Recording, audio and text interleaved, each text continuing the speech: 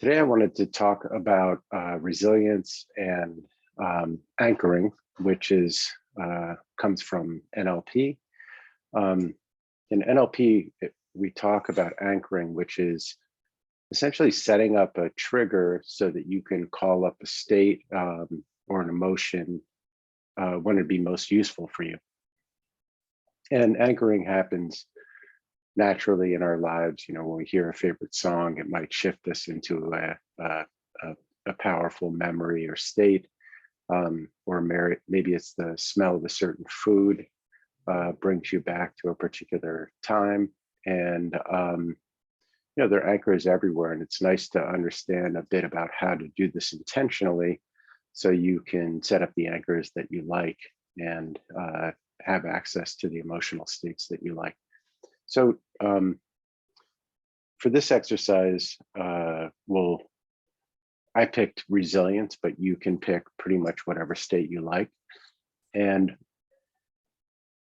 what you want to do first is begin to call up a time or a place when you felt particularly resilient.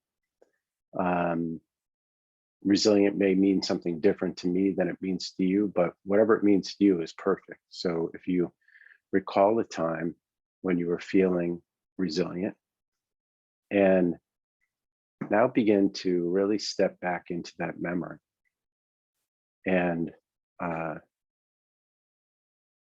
imagine that you're there looking through your eyes and see what you were seeing. Feel what it feels like in your body when you're resilient. Notice what your breathing is like. Notice what your posture is like when you're feeling resilient. Are you standing? Are you sitting? Are there any gestures that you make? Is there anything in particular that you say to yourself when you're feeling resilient? Or maybe it's something that you picture that makes you feel resilient.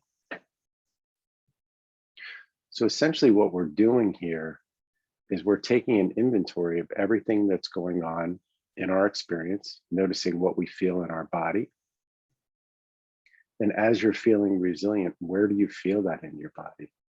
Does it have a certain direction? Does a feeling start and then move through your body in a particular way? And you can allow that to cycle. So enjoy that for a moment, and then let that go. And we'll do what's called breaking state. Just sort of come back into your room, look around, and then think of another time when you felt resilient. Think of a good time and step into that time and place. And again, notice what you were seeing. Notice how you were standing or sitting. Notice how your breathing is. Is there anything that you picture, or is there anything that you say to yourself? And again, notice the feelings in your body. Notice where they start. Notice where they move. What's it like to breathe resilience? Feel that for a moment. Now let that go. And again, come back in the room. And what we're doing here is we're breaking state in between each example.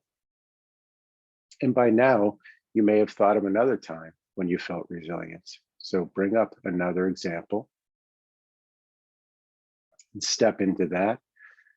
Again, see what you're seeing, feel what you're feeling, notice the sensations, notice your breathing, notice anything you're saying, notice your tone of voice. How do you speak to yourself, if you speak to yourself, when you're feeling resilient? Are there any particular words that you use? Or you can just use the word resilient. And what we're doing is understanding your ingredients, your recipe, your constellation for resilience. Okay, and now let that go.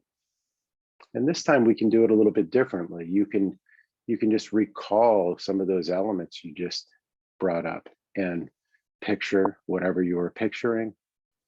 Perhaps sit or stand that way, breathe that way, make any gestures that remind you of resilience, or perhaps just say the word resilient to yourself, or resilience. Okay, and you can let that go. And again, this is one way of anchoring, which is very powerful, which is called taking an inventory of the particular state. And this will work for any state you want. You know, we could have picked calm, we could have picked centered, we could have picked curious. And for each one, you want to get used to what's your sequence or what's your group of ingredients and the way you step into that experience. So I hope you enjoyed this, and I hope that this is something that you can put to use and get some fun out of. Thanks.